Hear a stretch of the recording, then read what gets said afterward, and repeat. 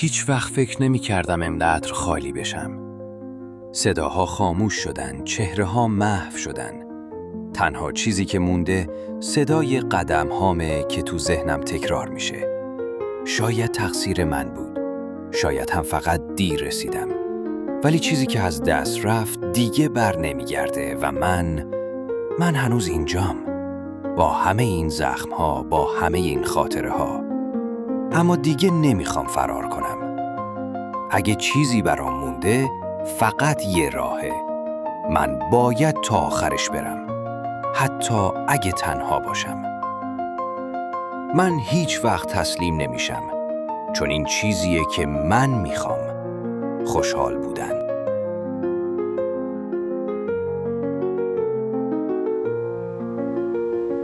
اینجا ایستادم. بالا دور از همه چی.